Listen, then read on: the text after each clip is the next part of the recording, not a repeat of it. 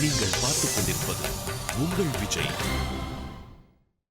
உங்க கையில தான் கம்பி இருக்கு வைத்தியரே, அதால 2 அடி கொடுங்க, உண்மையெல்லாம் வரும். இவ இல்ல, இவளை இங்க அனுப்பி வச்சாலே ஒருத்தி, இந்த சன்னியாசினி அம்மா. அவ வந்து சொல்லுவா.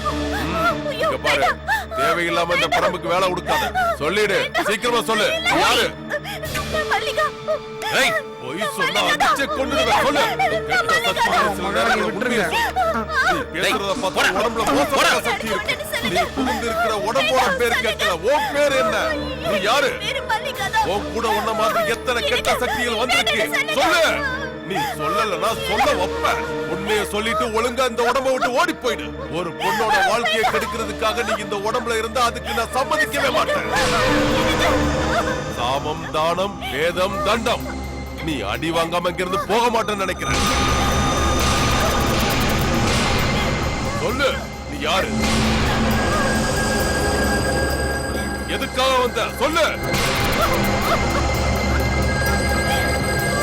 சொல்லு.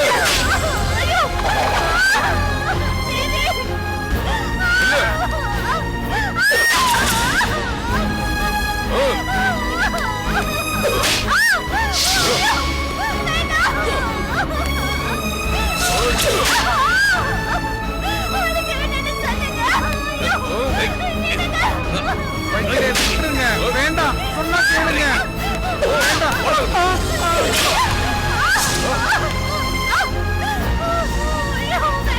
சொல்ல போறியா இல்லையா?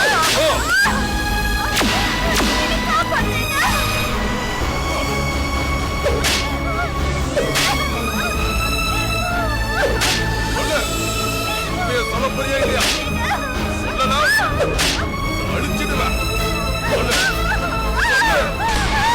சொல்லு.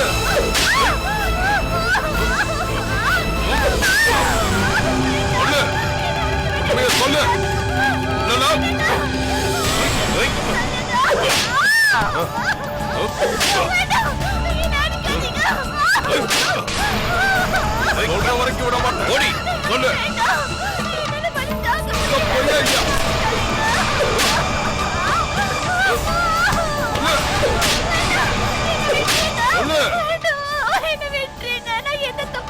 சொல்லு, உண்மையை சொல்லு.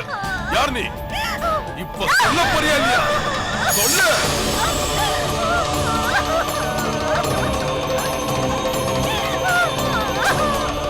வைத்தியரே, அடிச்சு கொன்னுடுங்க. நான் தானே சொல்றேன், அப்புறம் ஏன் தயங்குறீங்க? எதுக்காக தயங்குறீங்க? அடிங்க.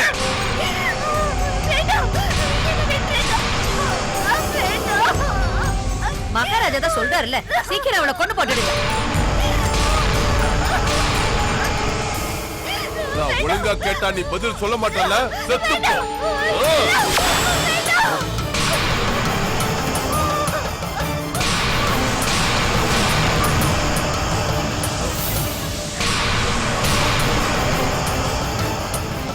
என்ன வைத்தியரே, அடிங்க.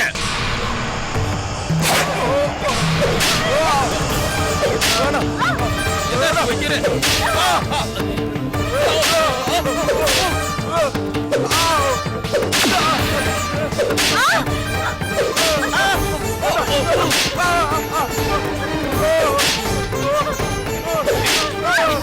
பயபத்தியா காட்டுறேன்.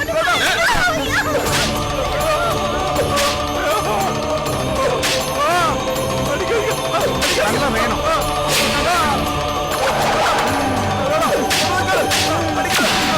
நல்லா அடிக்கணும். நல்லா அடி, நல்லா அடி.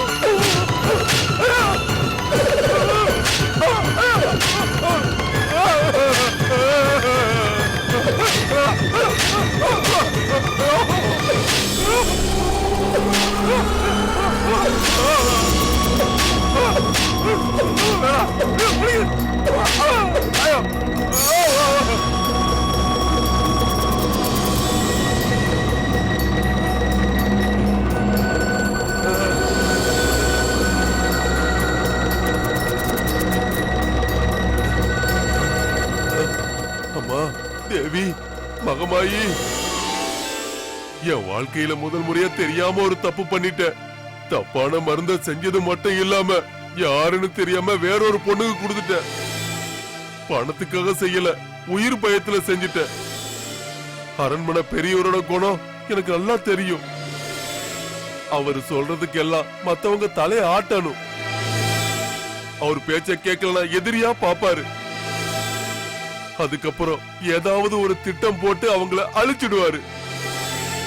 வேற வழி தெரியாமதான் மல்லிகா மகாராணிக்கு நான் தொந்தரவு கொடுத்துட்டேன். தேவி, மகமாயி, ஒரே ஒரு முறை என்ன மன்னிச்சிடுங்க. இந்த மருத்துவ தொழில நான் செய்யறது கடவுளுக்கு சேவை செய்யற மாதிரி. இது ஒரு புனிதமான தொழில். உயிர் பயத்தால இப்படி ஒரு காரியத்தை செய்ய வேண்டியதாயிடுச்சு. மன்னிச்சிடுமா. எங்களுக்கெல்லாம் ஆயில கொடுக்கிற மகமாயி, உன்னோட சன்னிதானத்துல உன் காலடியில விழுந்து மன்னிப்பு கேட்கிற மகமாயி. இனி உயிர் போற நிலைமை வந்தா கூட எந்த காலத்திலையும் என் சாஸ்திரத்துக்கு கலங்க வர மாதிரி எந்த காரியத்தையும் செய்ய மாட்டேன். இது சத்தியம், சத்தியம், சத்தியம்.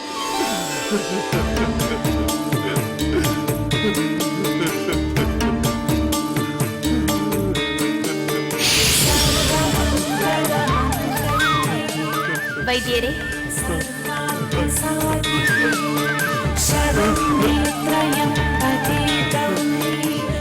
சன்னியாசி அம்மா,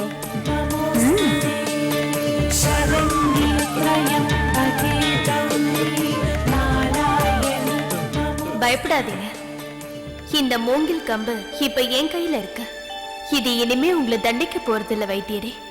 சரியான நேரத்துல என்னை காப்பாத்துறதுக்கு ரொம்ப நன்றி சன்னியாசி அம்மா.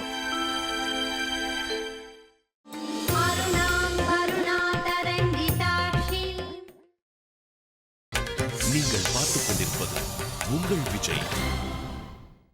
உங்களை தண்டிக்கணுங்கிறதுக்காக நான் ஒன்னும் இந்த மாதிரி செய்யல. நன்மையோட வழியில போறவங்க தர்மத்தை கடைபிடிக்கிறது அவசியம் இல்லையா? மருத்துவ சாஸ்திரம் இந்த உலகத்துக்கு அர்ப்பணிக்கப்பட்ட தர்ம சாஸ்திரம்.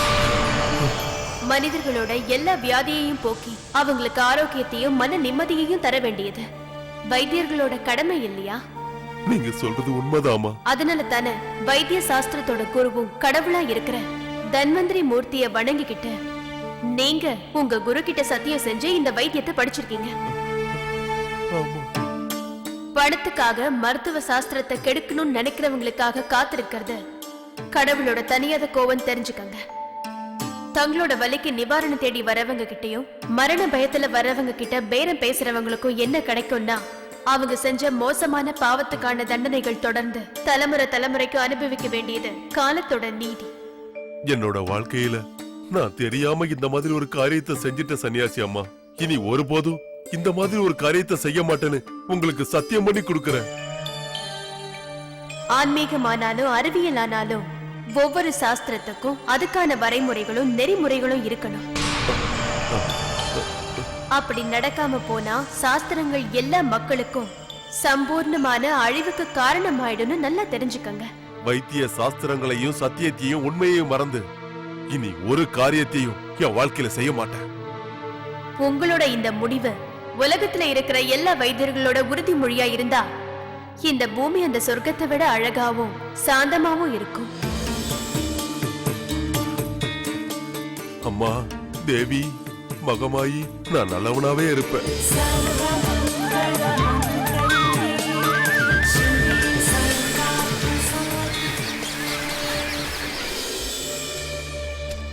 அம்மா ரேணுகா, அம்மாடி நீ எங்க இருக்கிற? என்ன வேதனைப்படுத்துறதுக்கு தான் இப்படி போய் ஒளிஞ்சிருக்கிறியா?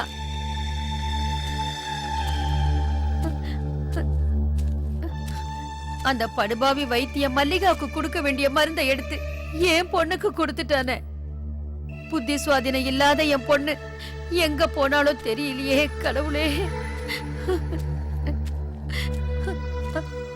அம்மாடி ரேணு, நீ எங்க ஒளிஞ்சிருந்தாலும் வெளியில வா.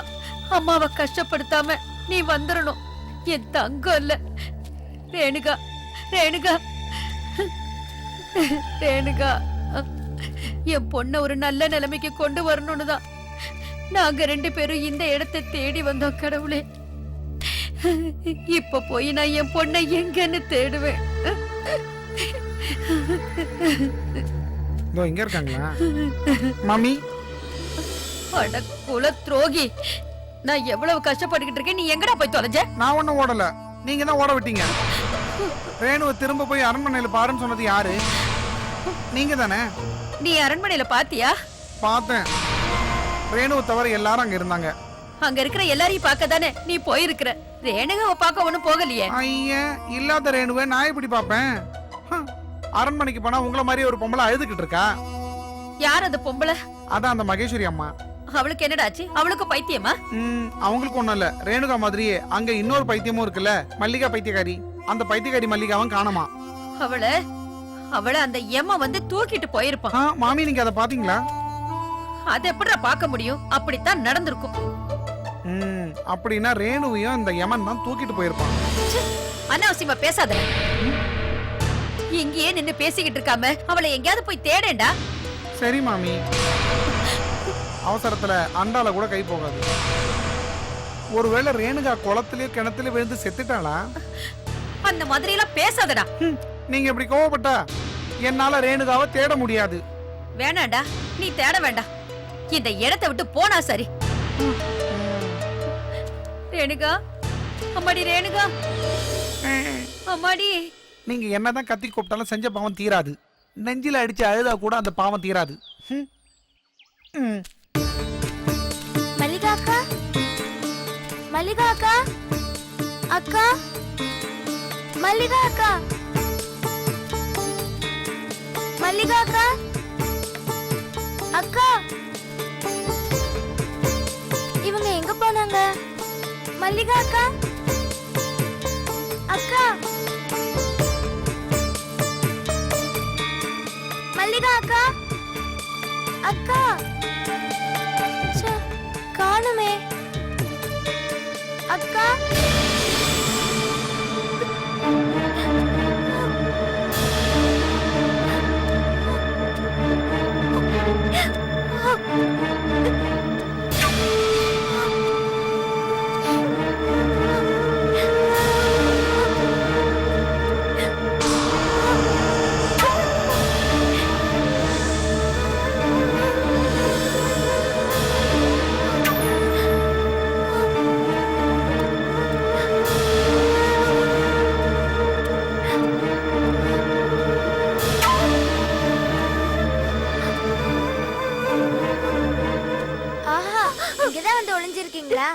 நான் உங்களை எங்கெல்லாம் தேடிட்டு இருக்கிறது?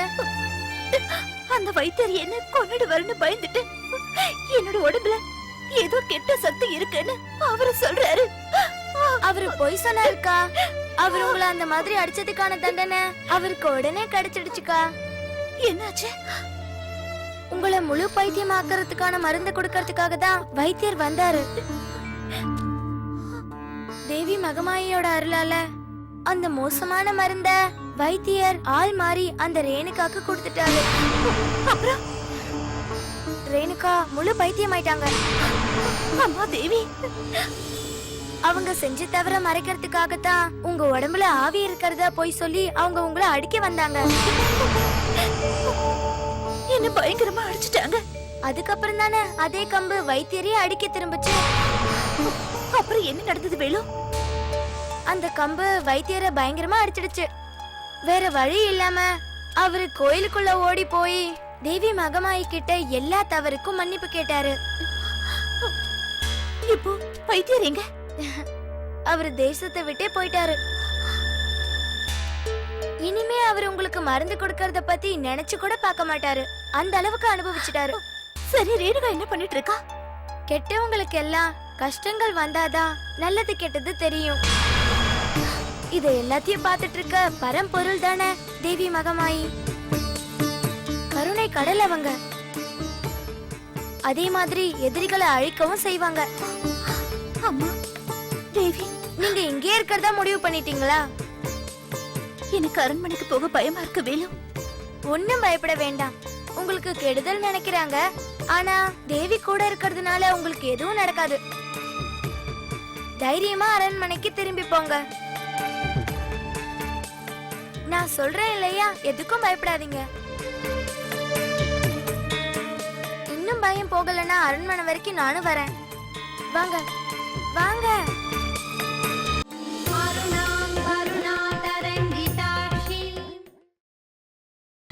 நீங்கள் பார்த்துக் கொண்டிருப்பது உங்கள் விஜய்.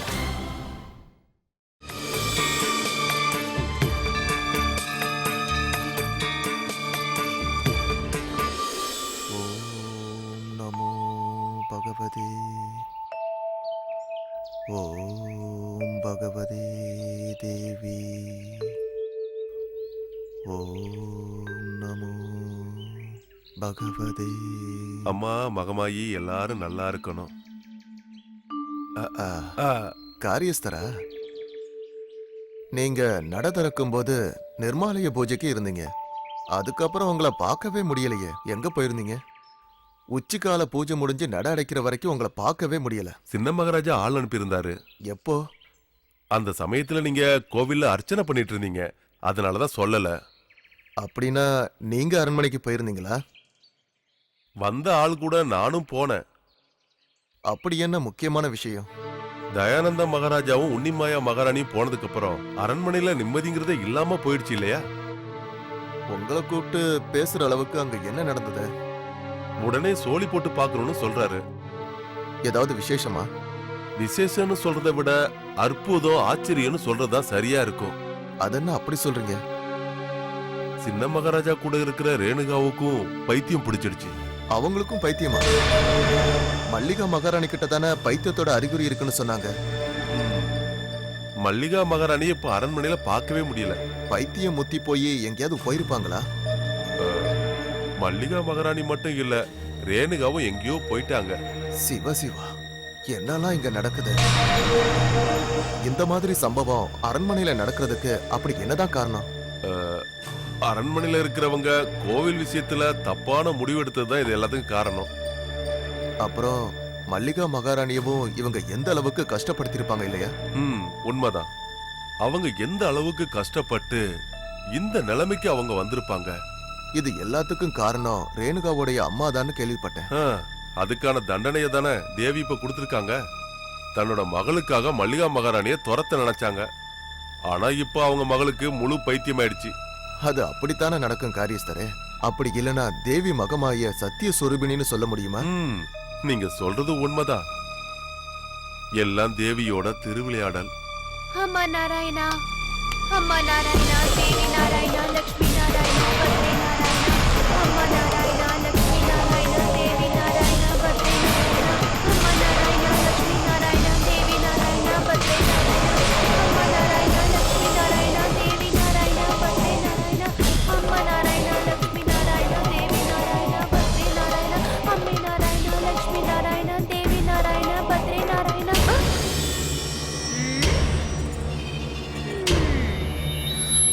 அம்மா நாராயணா, தேவி நாராயணா, லட்சுமி நாராயணா, பத்ரி நாராயணா.